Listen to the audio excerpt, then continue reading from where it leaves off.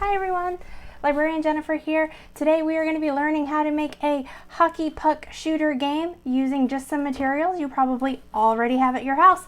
So if you would like to learn how to make this game that I am not very good at, go ahead and stick around and I will show you exactly what to do. First thing you're going to need to figure out is how big your hockey pucks are going to be. Now if you have checkers at home, those would work perfectly fine. If not, you can cut out a couple of discs of cardboard, glue them together and paint the top. I took some plastic lids I had off of bottles and just filled them up with different colored Play-Doh so I could tell the difference, makes them a little heavier too. Once you have that done, you're going to need your cardboard arena. This is one I got that was full of cans.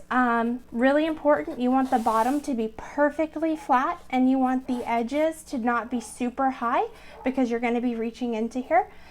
And you're going to need to measure the length and the width. So I've already done that and I've marked it here, you can see. And once you've done that, you're going to want to cut out a piece of cardboard that will fit snugly into the center of your arena. So we're going to move that aside. Next, you see I've got a little hole there. That hole is just slightly bigger than what I'm going to be using as my hockey puck. That's why you've got to start with your hockey puck first. So go ahead, after you get your center divider cut out a little hole there. The bigger the hole, the easier it'll be to score. So you want to make it kind of small to make the game more difficult. After you have that done, go ahead and glue your center divider in place. Make sure it is all the way touching the bottom. Okay, I've got my center divider glued in place here. You can see I've got the hole so I can shoot my puck through the middle.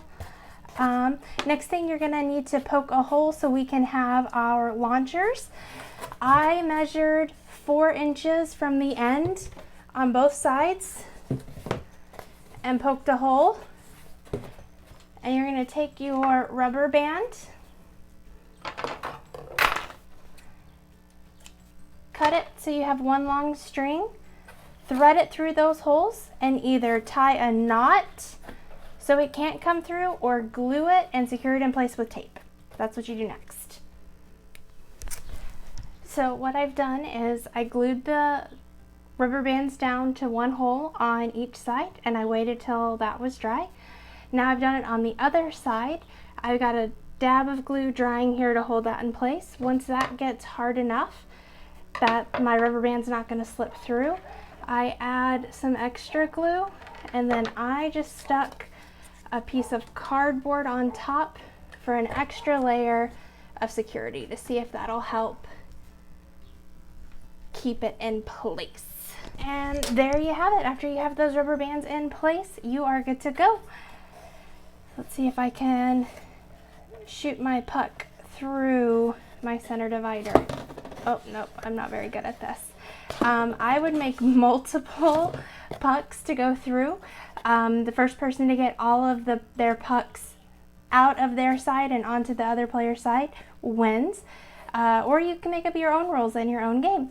So there you have it. That is how you make a little hockey shooter game out of some stuff you might already have at your house. So this is Librarian Jennifer signing off for this week. If you are watching on YouTube, don't forget to like and subscribe.